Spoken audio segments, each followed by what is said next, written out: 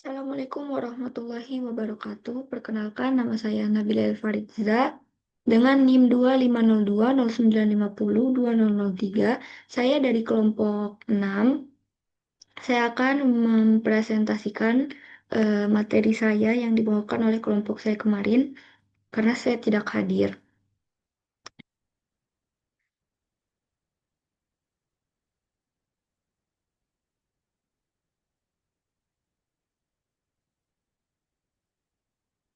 Baik, di sini saya akan menjelaskan materi jenis-jenis dan cara kerja transmisi data. Pertama, kita harus memahami metode, mode, dan proses pengiriman informasi digital. Tujuannya untuk menjelaskan efisiensi dan mekanisme komunikasi data antar perangkat.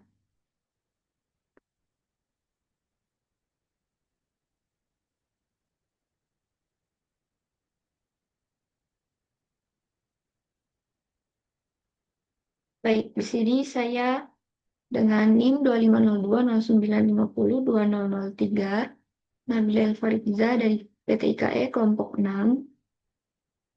Jadi, definisi transmisi data. Transmisi data adalah proses pengiriman data dari sumber ke penerima menggunakan komputer atau media elektronik.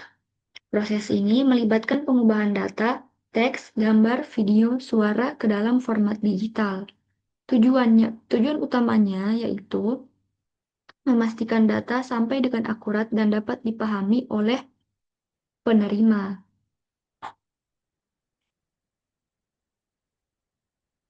Next, di sini ada transmisi paralel.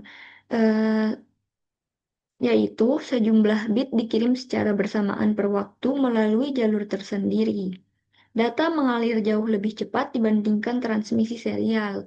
Jadi, transmisi paralel ini dia datanya mengalirnya jauh lebih cepat dibandingkan transmisi serial yang sebelumnya. Lalu, biasanya mengirimkan 8 bit atau 1 byte sekaligus dalam saluran yang berbeda namun dalam kabel yang sama. Next, di sini karakteristik transmisi paralel saya akan menjelaskan, yaitu karakteristiknya digunakan untuk komunikasi jarak pendek, contohnya ke printer, memiliki bus data yang lebih besar untuk transfer data dalam jumlah besar, memerlukan sinyal clocking konstan untuk sinkronisasi antar saluran, dan kekurangannya adalah biaya kabel lebih mahal dan sensitif terhadap jarak yang jauh.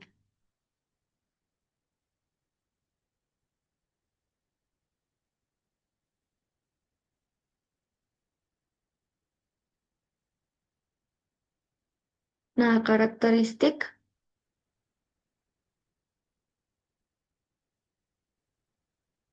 lalu ada transmisi serial. Eh, Transmisi serial ini berbeda dengan paralel. Pada transmisi serial, data dikirim 1 bit demi 1 bit secara berurutan melalui satu jalur komunikasi. Walaupun lebih lambat dibandingkan paralel, metode ini lebih hemat biaya dan lebih stabil untuk jarak jauh karena hanya menggunakan satu jalur kabel. Oleh karena itu, transmisi serial sering digunakan pada komunikasi jaringan dan perangkat modern. Eh, Jadi pada setiap waktu hanya 1 bit data yang dikirimkan secara berurutan. Bit-bit data dikirim satu persatu melalui satu jalur komunikasi. Sangat ekonomis untuk komunikasi jarak jauh karena hanya membutuhkan satu jalur kabel. Next, kebutuhan sinkronisasi pada mode serial. Pada transmisi serial, penerima harus mengetahui kapan suatu sinyal merupakan 1 bit data. Selain itu, penerima juga harus bisa mengetahui kapan kumpulan bit tersebut membentuk satu karakter atau satu blok data. Sinkronisasi ini penting agar data yang diterima tidak salah terbaca atau rusak selama pengiriman. Jadi, penerima harus mengetahui kapan sinyal yang diterima merupakan bit data tunggal. Penerima harus bisa mendeteksi kapan kumpulan bit membentuk satu karakter utuh. Lalu, penerima perlu mengidentifikasi kapan sinyal membentuk satu blok data yang lengkap. Lanjut, transmisi serial sinkron.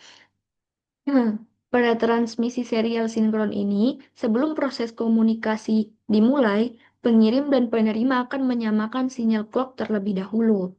Setelah sinkron, data dikirim dalam bentuk blok besar yang disebut frame. Metode ini sangat efisien untuk mengirim data dalam jumlah besar.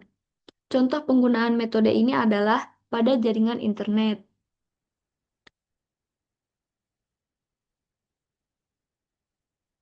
Next, di transmisi serial asinkron.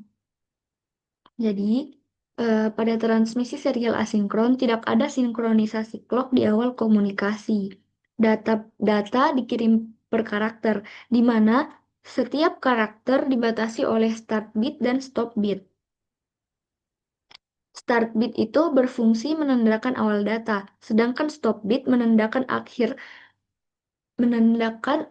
karakter. Contoh penerapannya bisa ditemukan pada koneksi USB atau komunikasi serial sederhana. Next, transmisi isokronus. Transmisi isokronus ini adalah metode pengiriman data yang memiliki waktu pengiriman tetap dan stabil. Metode ini biasanya digunakan untuk real time seperti streaming, audio, atau video. Lalu, pada metode ini, jika terjadi kesalahan data, biasanya tidak dilakukan pengiriman ulang, karena yang lebih penting adalah kelancaran aliran data. Jadi, jika ada kesalahan, tidak akan dikirim lagi. Next, mode komunikasi simplex. Nah, mode komunikasi simplex ini adalah komunikasi yang hanya berjalan satu arah saja. Artinya, perangkat hanya bisa mengirim atau menerima, tetapi tidak bisa melakukan keduanya. Jadi, hanya bisa satu arah. Tidak bisa setelah ini ke sana, sana lagi ke sini tidak bisa, hanya bisa satu arah. Artinya, perangkat hanya bisa mengirim atau menerima, tapi tidak bisa melakukan keduanya.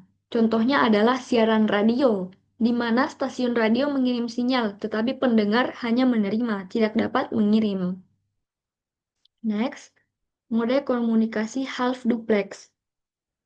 Pada mode half duplex ini, komunikasi dapat berlangsung dua arah, tetapi tidak secara bersamaan. Artinya, ketika satu perangkat mengirim data, perangkat lain harus menunggu sampai pengiriman selesai. Contoh perangkat yang menggunakan mode ini adalah walkie-talkie. Next, mode komunikasi full duplex. Penjelasannya, full duplex adalah mode komunikasi yang memungkinkan pengirim dan penerima dapat mengirimkan data secara bersamaan atau dua arah. eh, dengan metode ini, dua perangkat bisa saling berkomunikasi pada waktu yang sama, sehingga proses komunikasi menjadi lebih cepat dan efisien. Hmm, Komunikasi ini bersifat dua arah atau disebut bidirectional. Kelebihannya yaitu pengirim dan penerima dapat bekerja secara simultan tanpa menunggu. Hmm, Contoh penerapannya adalah jaringan telepon. Next. Perbandingan sinyal analog versus digital. Baik, di sini bisa dilihat perbandingannya. Ya, mungkin ini kurang jelas. Ah, untuk perbandingan sinyal analog dan sinyal digital, tujuan utama sinyal analog yaitu dirancang untuk suara atau voice, sedangkan sinyal digital dirancang untuk voice dan data. Dan efisiensi sinyal analog kurang efisien untuk data, sedangkan sinyal digital meminimalisir kesalahan. Perbedaan kecepatan sinyal analog dan sinyal digital yaitu sinyal analog relatif rendah, sedangkan sinyal digital sangat tinggi. Untuk perbedaan penguat jaraknya, sinyal analog membutuhkan amplifier, sedangkan sinyal digital hanya membutuhkan repeater. Lalu, proses encoding dan decoding. Encoding adalah proses mengubah data asli seperti teks, gambar, atau suara menjadi format digital agar dapat dikirim melalui jaringan. Jadi encoding itu mengubah data asli ke format digital yang efisien untuk pengiriman. Lalu, eh, transmisi yaitu proses pengiriman data melalui media yang rentan terhadap gangguan atau kehilangan. Sedangkan decoding mengubah kembali data digital ke bentuk aslinya di sisi penerima agar bisa dimengerti. Setelah data dikirim melalui media komunikasi, penerima akan melakukan proses decoding, yaitu mengubah kembali data digital tersebut ke bentuk aslinya agar dapat dipahami. Lalu modulasi dan demodulasi. Eh, Modulasi adalah proses menempelkan sinyal atau menumpangkan sinyal informasi ke sinyal pembawa atau carrier untuk pengiriman jarak jauh. Setelah sampai di penerima, dilakukan proses demodulasi, yaitu memisahkan kembali sinyal informasi dari sinyal pembawa.